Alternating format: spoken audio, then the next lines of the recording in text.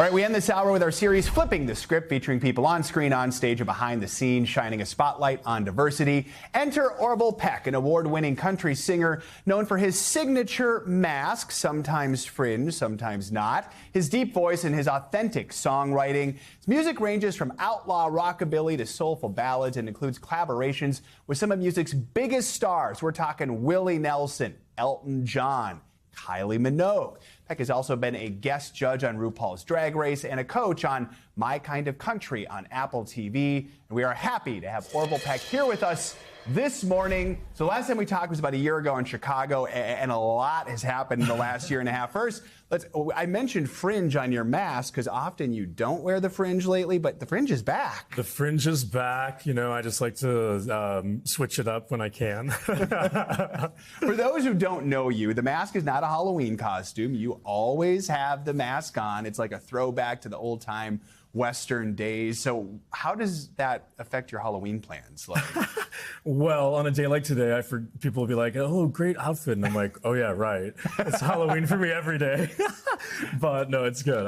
It's my favorite holidays. Will it be incorporated into your Halloween costume, or? I usually try to pick something that has a mask existing on it. So I'll do like a play on different masked characters or things like that. Can you reveal this year? I can't. It's always a surprise. It's always going to be a surprise. Yeah. Okay, look on his social media for that. Let's talk about music. Your new single, Drift Away, is out today. I listened to it. It's fantastic, and it's part of your new EP, Appaloosa. That comes out in 2 weeks. Talk about your new music, what you were going for with this, and how maybe it's different from your music in the past. Yeah, I think this EP is sort of a bit of a return to my kind of original sound. So it's a bit more of like a moody kind of, a bit less big production, that kind of thing. We kind of like streamed it all back and took it back to this kind of moody place to focus on sort of where it all started. Were you feeling moody? Is that what was going on? Yeah, I think I just, I like to kind of like mix it up and change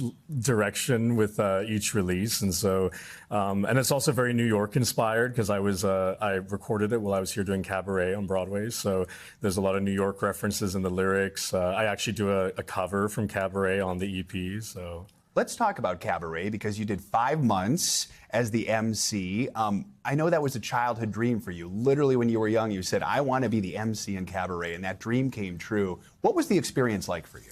It was incredible. It was the hardest thing I've ever done in the best way possible. Just incredibly challenging material, obviously. And then, yeah, getting to make my Broadway debut in my dream role. I mean, it was like I said, the hardest thing, but made it so easy because it was like a complete dream come true. It's a story that's set in Germany pre-World War II, but so many people note it feels like almost a timeless story. Did it feel like it was of the moment right now? Yeah, definitely. I mean, it's heavy material already, but I think it felt very poignant at the moment, and so it was a hard show. We definitely always finished it feeling kind of emotionally exhausted, for sure. The way the theater was set up, it was sort of like almost in the round. Everyone was surrounding you. It was a very intimate setting. What was the crowd like? I mean, could you feel the audience during those performances? Oh yeah, I mean, everyone was like right there, and it's the kind of show that evokes a lot of reactions, different types of reactions. And so you'll be doing a number and there's someone sobbing, 4 feet away from you. It was quite a visceral experience. It was very, you feel very vulnerable up there. There's nowhere to hide, but it was like incredible. And it's noteworthy for those who did see it. They did see you without the mask, right? It's true. I did unmask for it. I just wanted to respect the show and the materials. So it was worth it to finally take the mask off for that. How did that feel? It's terrifying. Even after 5 months, it was still terrifying? Well, I sort of forgot about it, obviously. But then, when I first appear in the show, sometimes you would hear reactions and I'd be like, what's going on? I'm like, oh, right. Everyone's seeing my face for the first time. So now the mask is back on and you're keeping it on for a while, I'm guessing. I'm keeping it on, back in my safe place. You've checked off Cabaret, which was your dream, but are there other shows on Broadway that you'd love to audition for or be a part of? Yeah, definitely. I mean, there's, I grew up acting and doing theater. I love theater.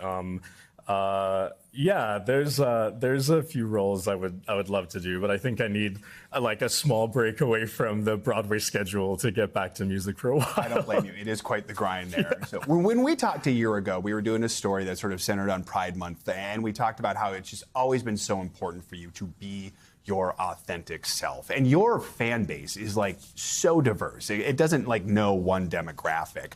I have to feel like right now that's important, that you provide something, especially as an openly queer man, that everyone, so many different people can connect to. Yeah, I think the older I've gotten and the longer I've done this, I think that's become a more like obvious responsibility for me, you know, and I think creating paths or visibility where I didn't have that, you know, growing up with loving country and not seeing someone like me making country music. I think I fully kind of understand that responsibility now, and I take it really seriously. And so, you know, if I can inspire other people to feel accepted in a genre or in a style that maybe they didn't before, that's like the perfect win, you know.